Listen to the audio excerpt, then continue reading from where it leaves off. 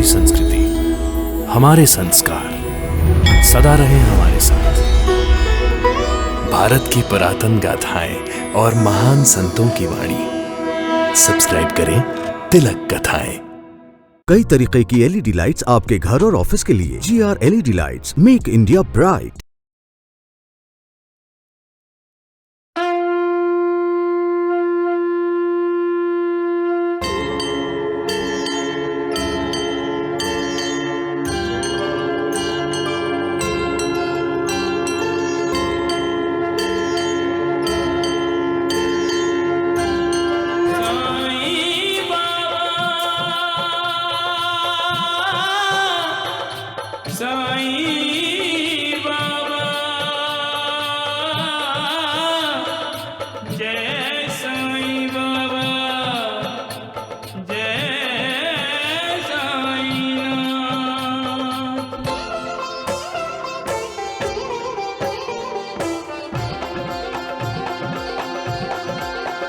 साईं राम साईं श्याम दुख भंजन तेरु नाम। साईं राम साईं श्याम दुख भंजन तेरु नाम। हे साईं नाथ तेरे आने से, हे साईं नाथ तेरे आने से हुआ धन्य ये धरती धाम धाम। साईं राम साईं श्याम दुख भंजन तेरु नाम। साईं राम साईं श्याम दुख भंजन तेरु नाम। सुख धाम धन धाम साईं राम साईं श्याम गुण धाम यश धाम। साईं राम साईं श्याम ओ भक्त वत्सल दीन बंधु बाबा तुझे प्रणाम। साईं बाबा तुझे प्रणाम। साईं बाबा तुझे प्रणाम।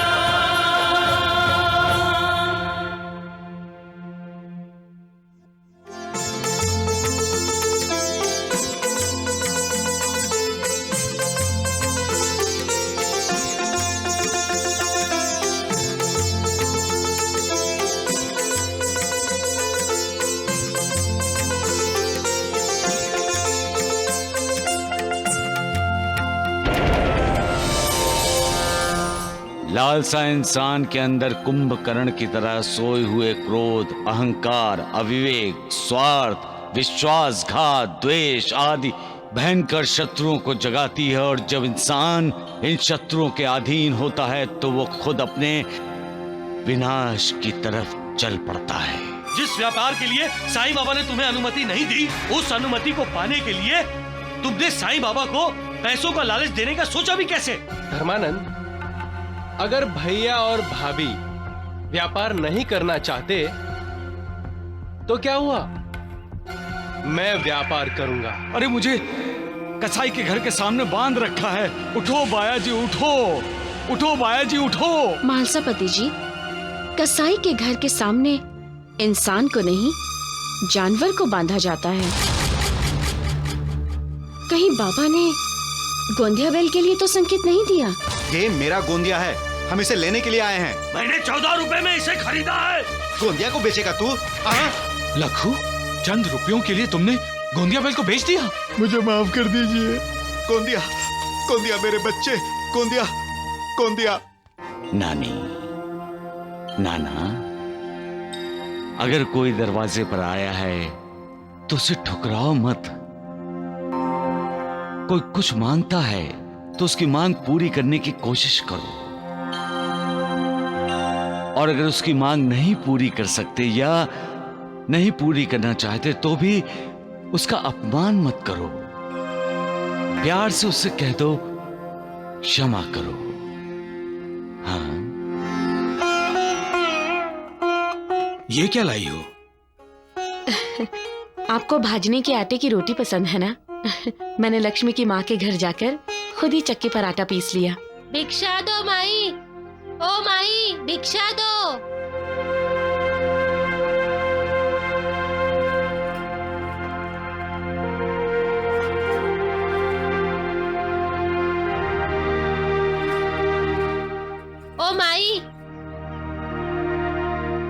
मुझे भाजनी का आटा चाहिए।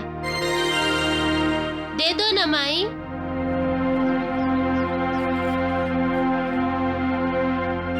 इस भिखारिन को कैसे पता चला मैं भाजनी का आटा पीस लाई हूँ? उसे भाजनी का आटा दे दो नानी।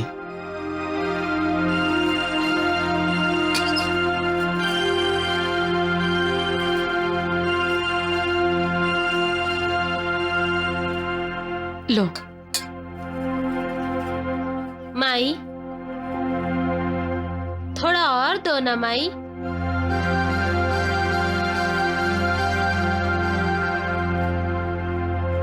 अब किसे ये आटा दे रही हो? इसे भिखारिन को, इसे और आटा चाहिए।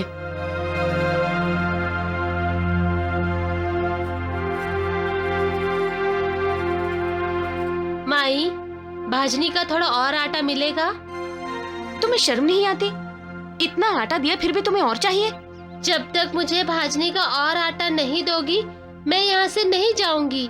अच्छा, कोई जबरदस्ती है क्या? ठहरो, तुम ऐसे नहीं मानोगी। अभी सीधा करती हूँ तुम्हें। नाना साहेब।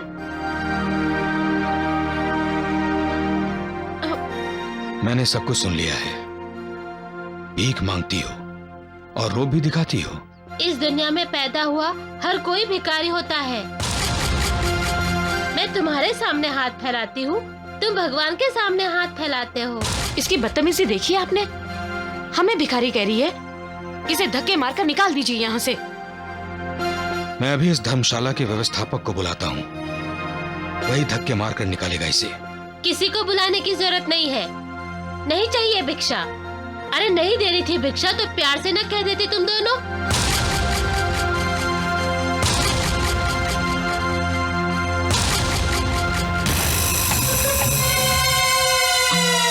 ये सब तेरी वजह से हुआ है धर्मानंद, सब तेरी वजह से।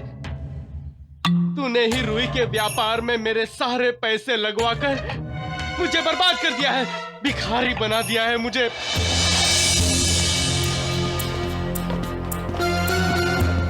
पुलिस?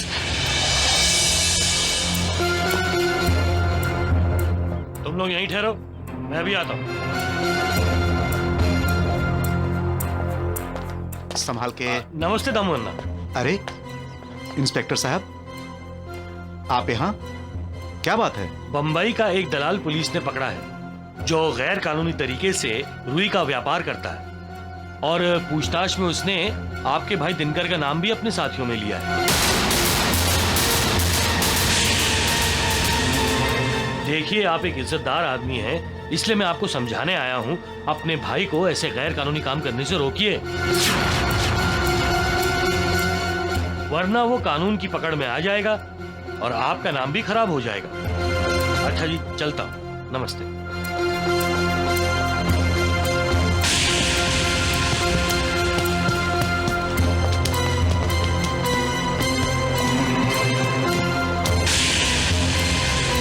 दिनकर, इधर आओ।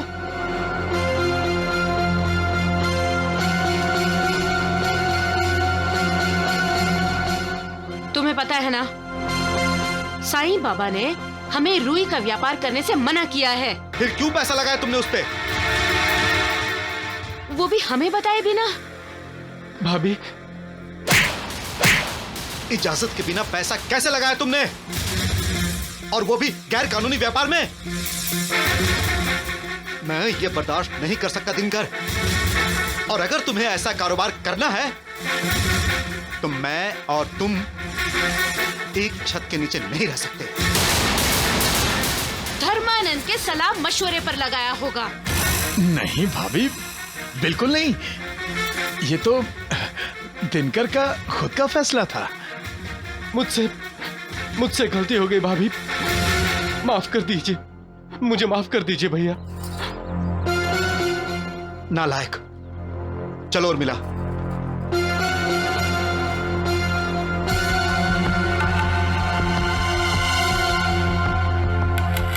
थप्पड़ का जवाब मैं जरूर दूंगा भैया।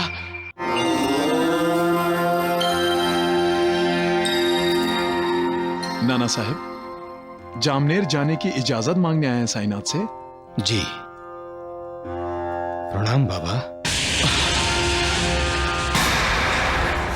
देवा, नाना साहब चांदोरकर आए हैं। श्यामा, नाना से कह दो कि वो यहां से चला जाए। ये आप क्या कह रहे हैं बाबा? बाबा, आप तो हमेशा कहा करते थे कि आपके और नाना साहब के पिछले 7 जन्मों के संबंध है। संबंधों का आदर दोनों तरफ से होना चाहिए नानावली। बाबा, हमसे ऐसी कौन सी भूल हो गई है जिस कारण आप हमसे नाराज हैं? श्यामा, नाना को जाने के लिए कह दो। बाबा, आप हमसे नाराज हैं तो जो चाहे वो सजा दे दीजिए, लेकिन हमें ठुकराइए नहीं। हमें माफ कर दीजिए बाबा, माफ कर दीजिए। पर हमसे क्या भूल हुई है, हम तो ये भी नहीं जानते। पहले अपराध करते हो नाना, बाद में माफी मांगने का नाटक करते हो। अपना गुरु मानते हो मुझे और मेरे दिए हुए उपदेश को ठोकर मारते हो तुम।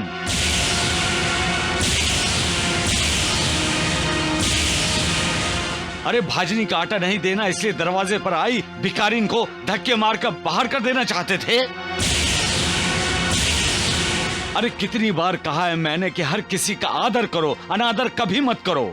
मांगने वाले को सम्मान नहीं कर सकते तो मत करो, लेकिन उसका अपमान तो मत करो। तुमने उस बेचारी भिखारिन का अपमान किया नाना। अरे क्या चाहती थी वो, क्या मांग रही थी? अरे सिर्फ भाजनी का आटा ही ना। तुम्हारा घर तो नहीं मांग रही थी, तुम्हारी जमीन जायदाद तो नहीं मांग रही थी वो। फिर भी तुम उसके साथ गुस्से से पेश आए। हमसे गलती हो गई बाबा, गलती हो गई हमसे। बाबा, इसके बाद कभी गलती नहीं होगी, कभी गलती नहीं होगी बाबा। अब तो शांत हो जाइए बाबा, अब तो माफ कर दीजिए हमें। मैं क्रोधित नहीं हुआ नानी, लेकिन जब कभी मेरा भक्त रास्ता भटक जाता है तब मैं थोड़ा सा विचलित जरूर हो जाता हूं। देवा, आप इसको थोड़ा विचलित कहते हैं तो हमारी आपसे एक प्रार्थना है कि इससे अधिक आप विचलित कभी मत होइएगा। हाँ। नाना, नानी, आज का दिन शिरडी में आराम करो और कल जामनेर चले जाओ। जैसी आपकी आज्ञा साईनाथ। कल्याण हो तुम्हारा।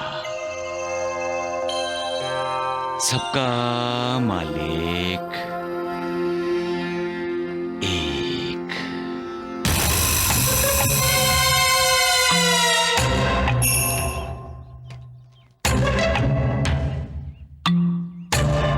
क्या है?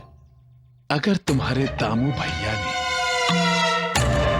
इन कागजातों पर दस्तखत कर दिए तो उनकी कोठी, जमीन जायदाद, पैसा, व्यापार सब तुम्हारा हो जाएगा। शकुनी फिर से पैदा हो गया है महालसापति, फिर से महाभारत होने वाला है। छल कपट, धोखा, विश्वासघात, इन शस्त्रों से शकुनी जैसे कुटिल लोग भाई भाई के खिलाफ खड़ा कर देते हैं। अपने स्वार्थ के लिए सुखी संपन्न परिवार में दरार पैदा कर देते हैं। इसलिए जो होने जा रहा है, जो हजारों साल पहले हुआ था, वो आज फिर से होने जा रहा है। भाई भाई का दुश्मन बन रहा है। श्यामा, स्वर्ग जैसे घर को नरक बनाया जा रहा है। साईं बाबा किसके बारे में बोल रहे हैं महालसापति जी? इंसान को भी तो होशियार रहना चाहिए, लेकिन नहीं। जो उसका सब कुछ छीन लेना चाहता है उसी भाई पर विश्वास करेगा, वो भी आंखें बंद करके। ये सब देखकर मैं निराश हो जाता हूं। मैंने कई बार कहा, महासपति के जीवन के साथ मृत्यु भी जन्म लेती है, अच्छाई के साथ बुराई भी पैदा होती है, सुख के साथ दुख का भी निर्माण होता है। और आज मैं वही सब महसूस कर रहा हूं, अनुभव कर रहा हूं मैं।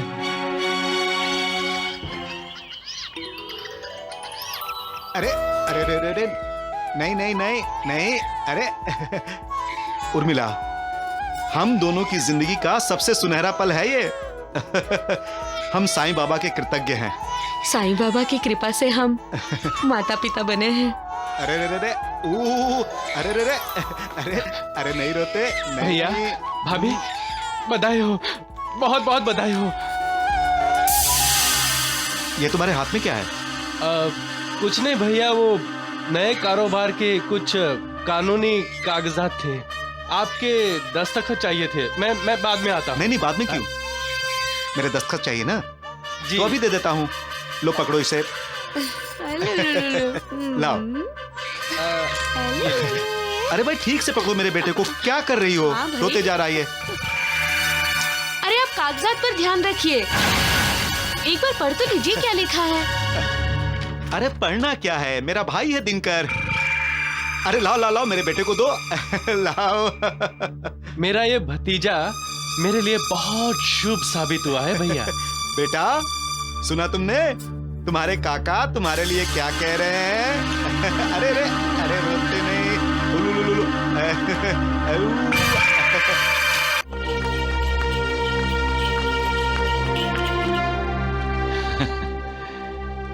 दामू अन्ना, क्या सोचकर खुश हो रहे हो? तुम्हारी हवेली में अब बच्चे की किलकारियां सुनाई देंगी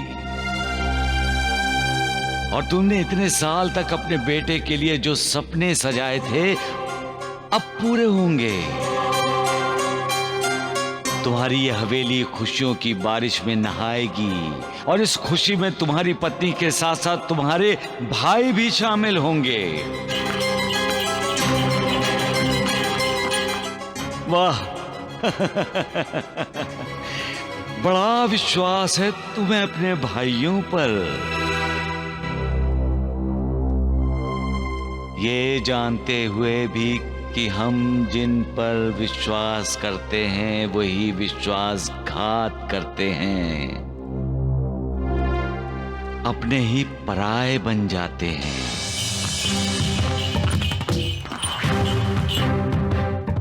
कब समझोगे तुम दामू अन्ना कि इंसान जब तरक्की की सीढ़ी चढ़ता है तो हर सीढ़ी पर वो अपने लिए नए शत्रु पैदा करता जाता है और वो शत्रु उस पर घात करने का मौका ढूंढते रहते हैं।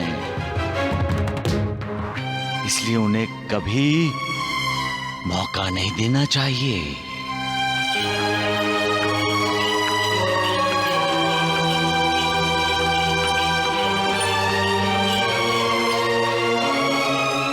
आ जाओ।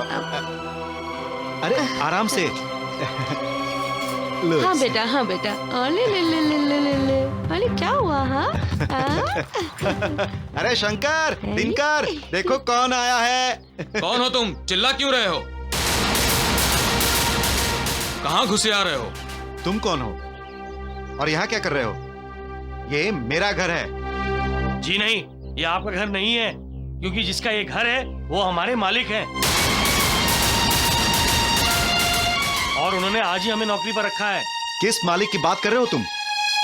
ये हवेली मेरी है, दामू नाम है मेरा और मुझे अंदर घुसने से कोई नहीं रोक सकता। चलो। रुक जाइए। आप अंदर नहीं जा सकते। उर्मिला, जब तक घर का मालिक हमसे नहीं कहता हम आपको अंदर नहीं जाने देंगे।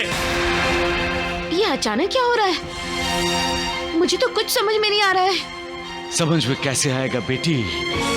जब धोखा, फरेब, विश्वासघात जैसे शत्रु हमला करते हैं तो इसी तरह इंसान बौखला जाता है, शंकर, दिनकर, क्या कर रहे हो तुम लोग? बाहर आओ। मालिक आराम कर रहे हैं। चिल्लाइए मत। जाइए यहाँ से, जाइए। चुप हो जाओ नहीं तो। दामू अन्ना,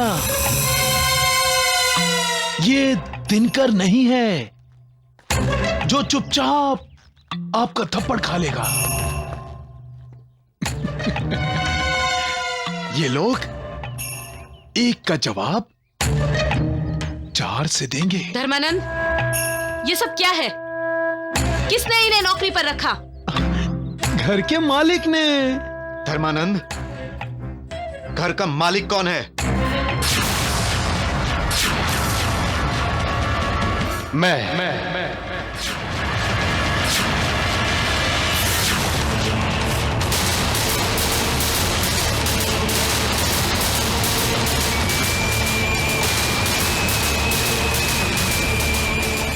दिनकर, तुम? हाँ भाभी, वो भैया ने ही तो कहा था कि अगर मैं गैर कानूनी व्यापार करूंगा तो हम दोनों एक छत के नीचे साथ साथ नहीं रह सकते।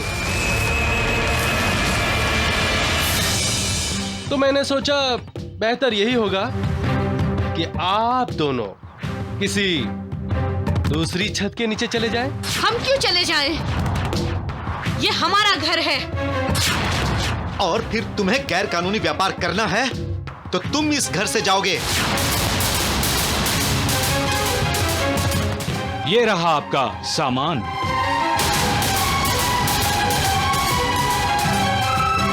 अब कोई रिश्ता नाता नहीं रहा दामू अन्ना। जो भाई था वो कसाई बन गया। ये रहे कानूनी कागजात, पढ़ लीजिए।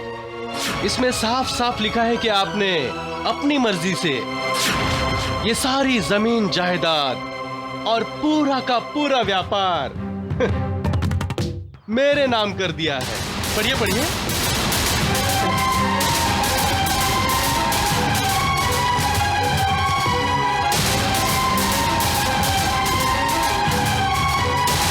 मेरा दस्तखत चाहिए ना? जी। तो अभी दे देता हूँ। लो पकड़ो इसे।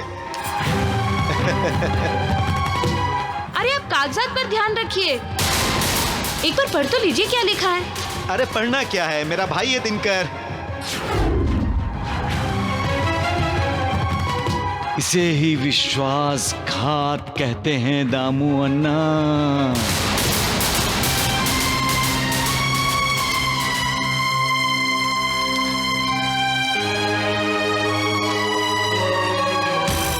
चाहिए दामू अन्ना, चाहिए।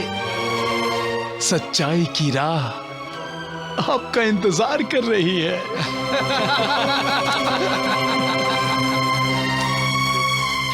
उर्मिला, उर्मिला, मुझे माफ कर दो। मेरी गलती की सजा तुम्हें और हमारे बच्चे को भुगतनी पड़ रही है। साईं बाबा की यही इच्छा है तो भुगतेंगे हम। बेटी, सब कुछ हार कर भी तुम्हारी मुझ पर जो श्रद्धा है, विश्वास है, ऐसे भक्तों का मैं आदर करता हूं। उनका मैं भक्त बन जाता हूं। चाहता तो हूं इस बुरे स्वप्न को खत्म कर दूं, लेकिन मजबूर हूं। तुम दोनों के पूर्व जन्मों के कर्मों ने मेरे हाथ बांध रखे हैं। कर्मों का फल तो भुगतना ही पड़ता है बेटी।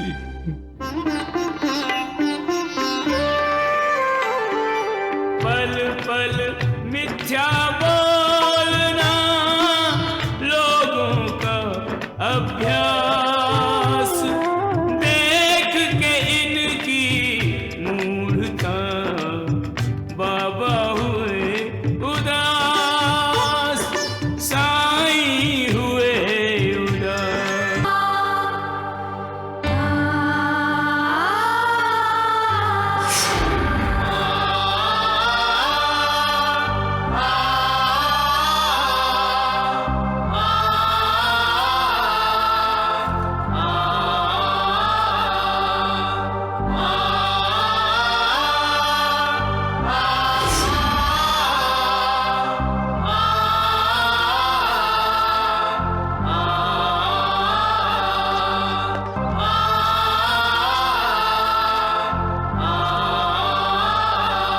इस मृत्यु लोक में जो भी जन्म लेता है उसका मरना निश्चित है। यहां कोई अमर नहीं है। यहां तक कि कुदरत भी, रात दिन भी मौसम की तरह बदलते रहते हैं। मालिक हमें इशारा करता है कि जिंदगी 4 दिनों की है। इंसान का कल्याण इसी में है कि वो मिले 4 दिन मालिक की भक्ति में लगा दे। इंसान अकेला आता है, अकेला जाता है। घोड़ा, गाड़ी, बंगला, जमीन, जायदाद, ऐश्वर्य का कोई भी सामान वो अपने साथ नहीं ले जाता। तो फिर अकड़ किस बात की, अहंकार किस बात का, लालच किस लिए? जो छोड़कर जाना है उसका शोक क्यों वैभव और ऐश्वर्य के लिए परेशान होते हो? त्याग दो ये परेशानी, छोड़ दो ये बेचैनी, उसे अपनाओ जो निरंतर है, चिरंतर है, शाश्वत है। और शाश्वत क्या है? शाश्वत है मालिक की कृपा, उसका आशीर्वाद।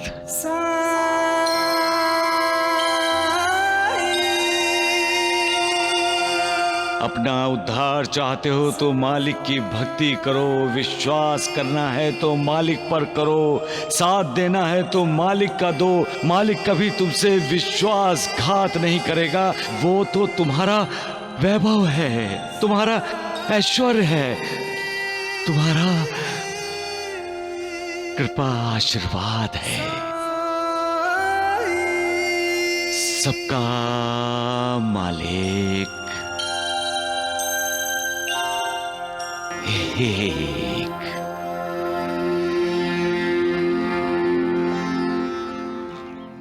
राम नाम सत्य है, राम नाम सत्य है, राम नाम सत्य है, राम नाम सत्य है, राम नाम सत्य है, राम नाम सत्य है, राम नाम सत्य है। उर्मिला, हम में और इस आदमी में कोई फर्क नहीं है। ये जिसकी मृत्यु हुई है, हम जिंदा दिखाई देते हैं पर जिंदा नहीं है। हमारी जीते जी मौत हुई है उर्मिला। 4 दिनों की प्रीत जगत में, 4 दिनों के नाते हैं।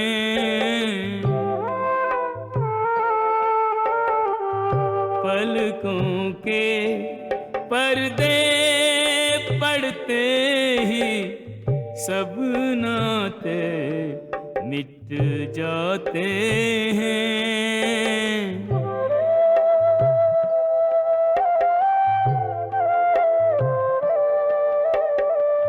जिनकी चिंता में तू जलता, वे ही चिता जलाते हैं।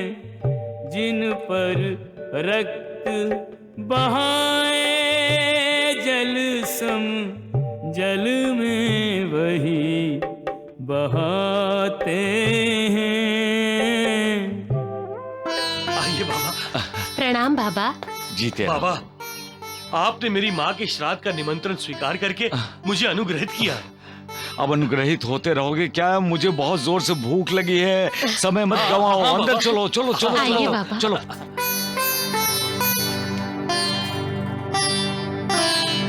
श्यामा, तुम भी भोजन करो ना, बैठो। नहीं नहीं बाबा, भोजन तो मैं आपके भोजन करने के बाद करूंगा, परंतु देवा उससे पहले मैं आपके चरण धोना चाहता हूँ। ये आडंबर क्यों श्यामा? देवा अच्छा अच्छा, जैसी तुम्हारी मर्जी, करो करो। गुरुर्ब्रह्मा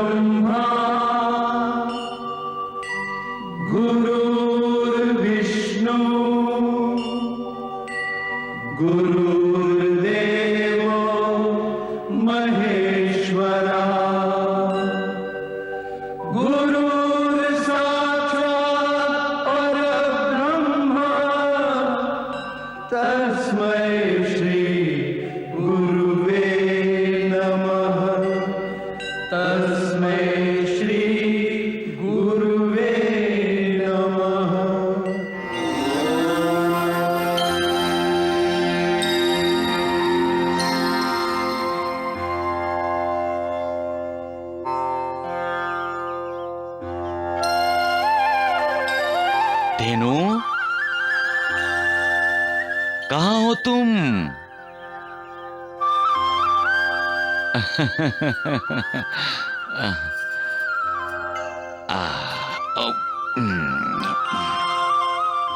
श्यामा, ये भोजन धेनु गाय को खिला दो। बुरा मत मानो श्यामा, गाय अगर भोजन करेगी तो समझ लो कि मैंने भोजन कर लिया। समझ गया देवा, सब समझ गया। मालिक। अच्छा श्यामा, तुम वणी कब जा रहे हो? वणी? वणी जाओ श्यामा, वणी जाओ। जिस श्रद्धा से तुम अपनी माँ का श्राद्ध करते हो, उसी श्रद्धा से वणी जाओ। तुम्हारी माँ की आत्मा को शांति मिलेगी। अब आप कौन सी लीला कर रहे हैं देवा? पहली बार जब आपने मुझे वणी भेजा था, तब मेरी मुलाकात दामू अन्ना से हुई थी। आप कौन है वहां? जरूर आपका कोई भक्त होगा वहां, है ना? तुमसे क्या छिपाना श्यामा, हमारा तुम्हारा तो 72 जन्मों का संबंध है। लेकिन देवा, इससे मेरी माँ की आत्मा को शांति कैसे मिलेगी? सबका मालिक एक।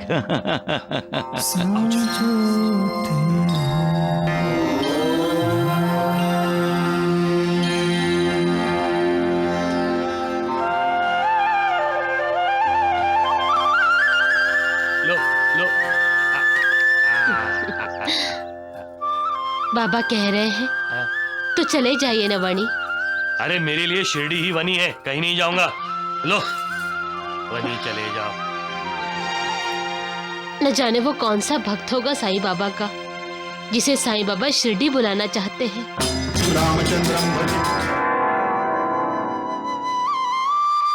माता सप्त श्रृंगी देवी की जय। माता सप्त श्रृंगी देवी की जय।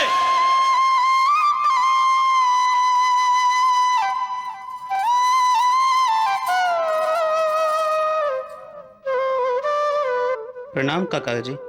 प्रणाम मुझे नहीं, माता सप्त श्रृंगी को कीजिए। वणी गांव में तो सभी लोग बोलते हैं कि माता सप्तश्रृंगी देवी काका जी पर प्रसन्न हुई है। सबका मानना है कि आपको किया हुआ प्रणाम माता सप्तश्रृंगी तक पहुंच जाता है। आप इतने वर्षों से माता की पूजा कर रहे हैं, इसीलिए माता की आप पर विशेष कृपा है। ऐसा कुछ भी नहीं है, माँ की कृपा तो अपने सभी भक्तों पर होती है। मैं भी आप ही की तरह माँ का भक्त हूं।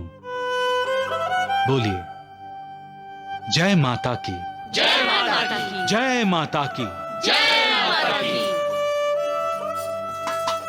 पिताजी, पिताजी। अरे माता के दरबार में शोर क्यों मचा रहा है? पिताजी जल्दी घर चलिए, माँ ने बुलाया है। क्यों, क्या हुआ? दीदी के ससुराल से कोई आया है। चलो। माँ, बाबूजी आ गए। नमस्ते। नमस्ते नमस्ते, बैठिए बैठिए। अरे चाय पानी इन्हें दिया? बेटी के ससुराल से आए हैं, सेवा में कोई कमी नहीं होनी चाहिए। चाय पी मैंने। काका जी, मैं आपको अपने साथ ले जाने आया हूँ। क्यों, सुकन्या तो ठीक है ना? आपका जमाई बीमार है।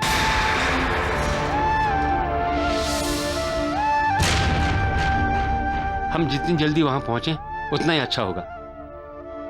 अच्छा, मुझे कुछ पैसे दे दो और रास्ते में खाने के लिए कुछ बांध दो। वहां पर पैसे बांट कर मत आ जाइएगा, पैसों का पेड़ नहीं लगाया हमारे आंगन में है?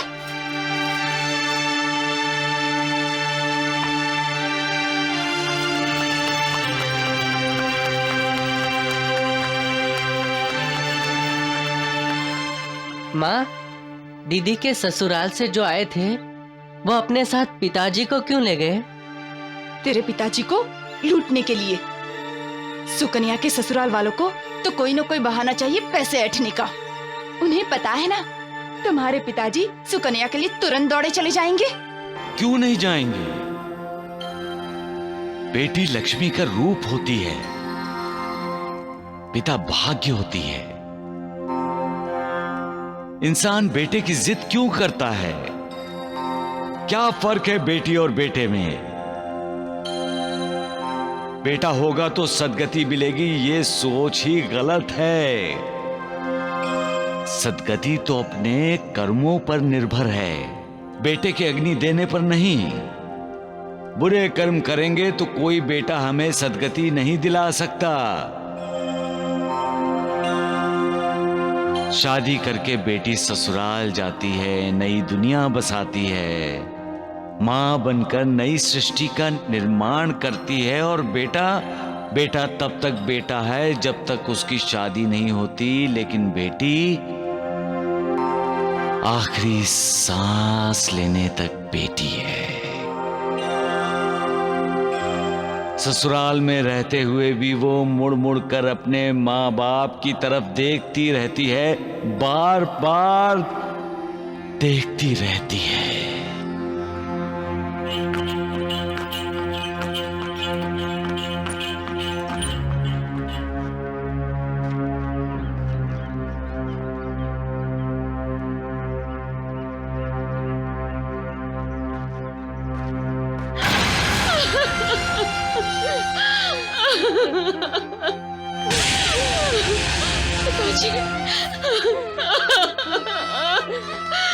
पिताजी,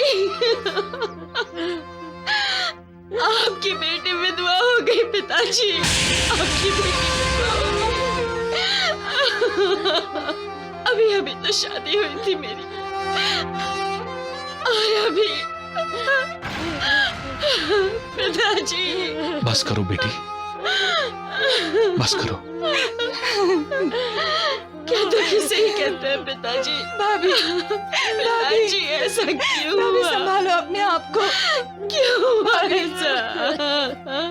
संभालो अपने आप को। नहीं, ठहरो, कहीं मत ले जाओ इन्हें। मत ले जाओ इन्हें, मत ले जाओ। नहीं, कहीं मत ले जाओ इन्हें।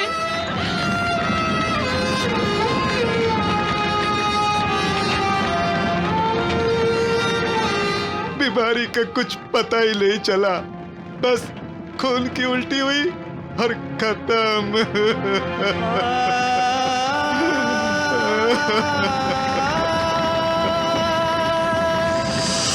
पिताजी, हमें आशीर्वाद दीजिए।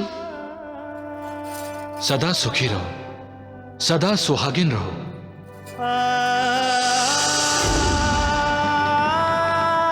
मौत क्या है? आत्मा की एक यात्रा का अंत। और इस प्रारंभ और अंत के बीच का जो फासला है उसे हम जिंदगी कहते हैं। जिस तरह यात्रा के लिए हम गाड़ी घोड़ा किसी वाहन का इस्तेमाल करते हैं, उसी तरह आत्मा अपनी यात्रा के लिए शरीर का इस्तेमाल करती है। आत्मा के लिए शरीर एक वाहन है। आत्मा जब अपनी मंजिल तक आ जाती है तो शरीर छोड़ देती है, जैसे हम वाहन छोड़ देते हैं। ये जानते हुए भी हम शरीर के लिए विलाप करते हैं, शोक करते हैं। क्यों रोते हैं हम अपने किसी मित्र या संबंधी के देह त्यागने पर, जबकि हम जानते हैं कि ये जो पिता पुत्र भाई माँ बेटी या मित्र आदि संबंध हैं, ये पूर्व जन्म के ऋणानुबंध हैं। इन ऋणानुबंध की वजह से ही सब रिश्ते जुड़ते हैं, और जब इन ऋणानुबंधों का संबंध टूटता है तो हम एक दूसरे से अलग हो जाते हैं, एक दूसरे से दूर चले जाते हैं। यहां की हर चीज नाशवान है, विनाशी है। अविनाशी है केवल तो वो परमात्मा, वो मालिक। उस अविनाशी से नाता जोड़ो, कभी शोक नहीं होगा, कभी पछताओगे नहीं, क्योंकि वो हमेशा भक्तों का ऋणी रहना पसंद करता है। उसके ऋणानुबंध का बंधन कभी नहीं टूटता। ओम तत्सत। एक वो ही सत्य है, बाकी सब असत्य है। सबका मालिक एक